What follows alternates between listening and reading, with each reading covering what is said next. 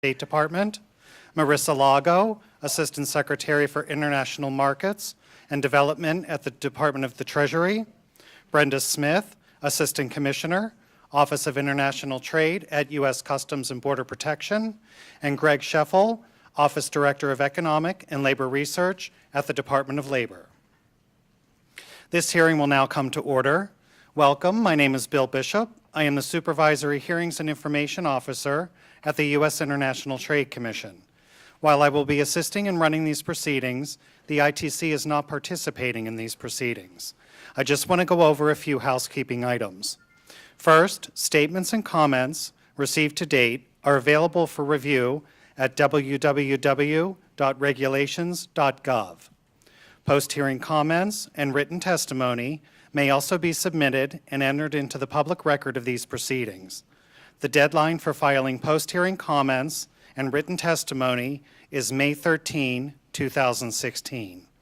Please refer to the comment submission procedures contained in the Federal Register Notice of March 4, 2016 at 81 FR 11638.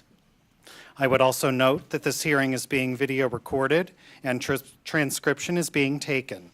The transcript will be made available in approximately 3 weeks and a copy of the video recording in approximately 2 weeks. These will be posted on the docket for this hearing on regulations.gov and on both the Commerce and USTR websites. For today's proceeding, each witness is invited to provide a 5-minute oral statement summarizing his or her reviews. Testimony will be managed through the use of the green, yellow, and red lights on the witness table. When the light turns yellow, there is 1 minute remaining for the presentation. I will ask that each witness quickly bring their statement to a conclusion as soon as the red light goes on. Panelists appearing in the next scheduled panel should proceed to the anteroom just off the front left of the hearing room behind me, 15 minutes prior to the start of your scheduled panel. We will do our best to stay on schedule, and if you've missed your time, please notify the front desk or me so we can work out to accommodate another time for your testimony. Before we begin, as a courtesy, I ask everyone here today to please silence your cell phones during the duration of the hearing. Without further delay, let me give to the floor Ambassador Froman to begin our day. Well, thank you very much and welcome everyone, and thank you all for joining us. Let me also thank the ITC and its chair, Meredith Broadbent, for hosting us, as well as everyone who worked so hard to pull this hearing together. We're here to confront a truly global challenge. During the last 15 years, global steelmaking capacity has more than doubled, while global demand growth has fallen back. A widening gap between global capacity and demand intensified after the 2008-2009 financial crisis due to continued capacity expansion and an uneven and sluggish recovery in steel demand. While this problem is not limited to China, and capacity has grown inconsistent with demand in many emerging markets, China is obviously a big part of it. With an explosion of steel-making capability over the last 15 years, China is now home to half the global supply of steel and the principal source of the world's overcapacity. And rising global exports from China and elsewhere put pressure on already weak global prices. Many governments have provided subsidies and other support to expand capacity without giving adequate consideration to market considerations or adverse trade effects. And as a result, workers and businesses around the world are struggling. In the United States, steel production fell 10% last year, and capacity utilization has reached some of the lowest levels since the financial crisis. Dozens of U.S. iron and steel facilities have reduced production or idled mills, including recently in Alabama, Texas, and elsewhere. There are similar impacts in other countries too. Last month, a major steel operation in Britain's Port Talbot was put up for sale. Last week, Australia's last commercial steel maker announced it was going into administration. These challenges are not new, but the ability of many economies to cope with them has reached a critical point. And while the U.S. is not immune from these pressures, we do have certain strengths. At a time of low growth and high uncertainty around the world, the U.S. economy is a relative bright spot. We've been growing between 2% and 3% per year and adding jobs every month for the last 73 months for a total of 14.4 million net new jobs, the longest uninterrupted period of job creation in recorded history. Real manufacturing output has grown by over 10% since 2008, and by the end of last year was approaching an all-time high.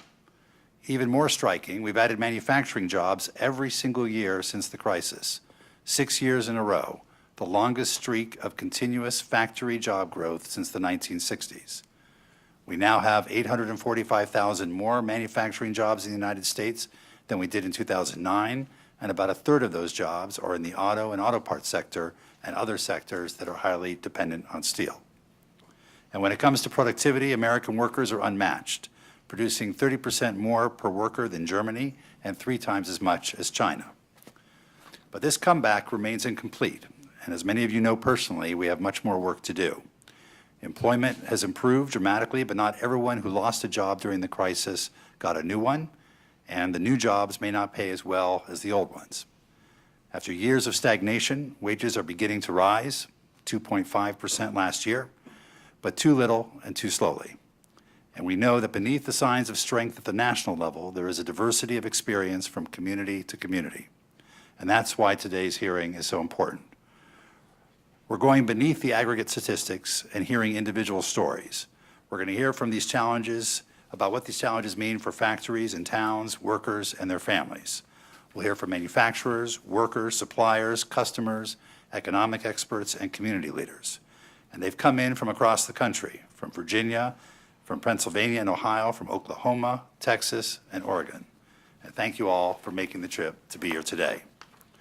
We're also fortunate to have a bipartisan, bicameral representation from Congress who is expected to be here today. This is a problem that affects a broad range of sectors. It affects steel, it affects aluminum, it affects solar panels, and many others. And that's why we'll also hear from representatives from the aluminum industry, as well as downstream industries that rely on strong domestic steel production to meet their consuming needs. This hearing will inform a full range of work we're doing on behalf of American workers and businesses. Our commitment to these issues extends to the very highest level, and we're focused on everyone who's affected: manufacturers, workers, their families, and communities. This is not a new area of focus for us. Almost 2 years ago, long before steel closures were dominating the front pages of newspapers around the world, Secretary of Commerce Penny Pritzker and I went to the Chinese leadership and said we needed to have a conversation about China's overcapacity. We brought in experts from the U.S. and China and made it clear that this was a problem that was going to have to be dealt with. From the president on down, there has been direct engagement with Chinese government officials on excess capacity on an ongoing basis. We've been working on these issues from all angles, standing up for our steel workers and our aluminum workers time and again. We've ramped up our enforcement, significantly increasing the rate at which U.S. brings cases against China, including 11 WTO complaints since 2009. We've brought successful cases against China's export quotas and duties that artificially increase world prices for steel inputs and lower prices for Chinese producers.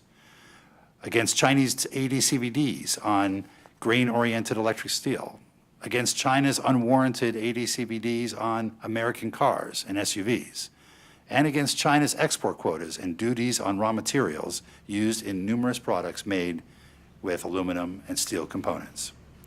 And we're continuing to press for progress with ongoing challenges to Chinese export subsidies to enterprises in the steel sector and to a trade-distortive Chinese export subsidy program for autos and auto parts enterprises. Under the auspices of the Commerce Department and the ITC, we now have 149 anti-dumping and countervailing duty orders in place against foreign steel. Taken together, our enforcement wins over China and our many other trading partners are worth billions of dollars for American farmers and ranchers, manufacturers and automobile workers, cutting-edge service providers, and many others. We've not only used every tool at our disposal, but for years we've worked to upgrade America's enforcement toolbox. And we've done so by taking a broad, stakeholder-based approach, working closely with industry, labor unions, and Congress. In 2012, in the State of the Union address, President Obama announced the creation of the Interagency Trade Enforcement Center, a first-of-its-kind body dedicated to investigating international trade abuses. That effort has allowed us to bring together expertise from around the government, including language expertise, subsidies expertise, sector expertise under a single roof at USTR. ITEC has helped us launch new, more systemic, and more complex cases that are helping level the playing field for American workers. Last month, the President signed a customs bill that codifies into law that interagency approach. Importantly, that bill also increases our trade enforcement authorities and resources and gives us new tools to deal with currency manipulation. Earlier in 2015, the President signed the Level the Playing Field Act, which closed loopholes in our AD/CVD law and codified important Department of Commerce practices, providing support to domestic industry users of these laws, including workers and businesses in the steel industry. A number of members of Congress who are expected to be here today were critical to that bill becoming law. Recognizing that this is a global problem that requires a global solution, we've been working to build coalitions around the world. We're working with allies, including Canada, Mexico, Japan, and the United Kingdom, to seek commitments from key producer countries on capacity and production reductions.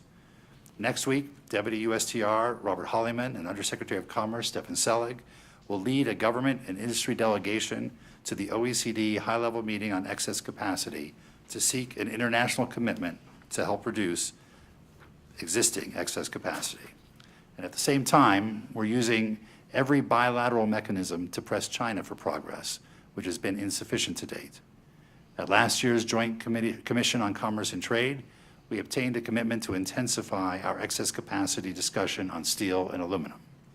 As part of that commitment, we'll hold a JCCT steel industry and government dialogue next month here in Washington. In meetings with Chinese counterparts in February and in late March, we emphasized the need for China to act more aggressively in addressing steel excess capacity and counteracting the effects that rising Chinese exports are having on U.S. and global markets. While we express our willingness to work closely with China on this issue as cooperatively as possible, we'll also remain clear that they cannot shift their excess capacity onto global markets without serious trade responses. This will be a persistent theme of our engagement with China going forward as we approach the Strategic and Economic Dialogue meeting this summer. What's clear, though, is that aggressive enforcement efforts and international engagement, while absolutely necessary, are not entirely sufficient. Our MFN tariffs on steel imports are zero and have been since the mid-1990s. Our market is open, so we need to raise standards in other countries and tackle emerging issues. We need to update and improve the rules of the road on trade, including rules for state-owned enterprises, which are prevalent in the steel and aluminum sectors in many countries. And we need to develop additional tools to get at the roots of this problem. That's why, for example, the Trans-Pacific Partnership, or TPP, is the first trade agreement with disciplines on state-owned enterprises. These disciplines go beyond existing trade laws, including broad anti-discrimination, transparency, and subsidies rules.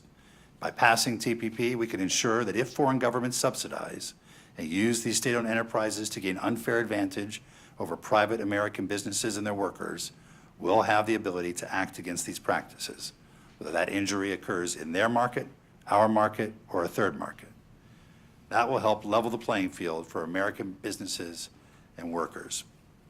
So there's plenty of work that remains to be done, and we're committed to moving forward on all fronts, bilaterally, multilaterally, and in negotiating new disciplines and creating additional tools. And we're committed to doing so in a way that addresses the concerns of all stakeholders,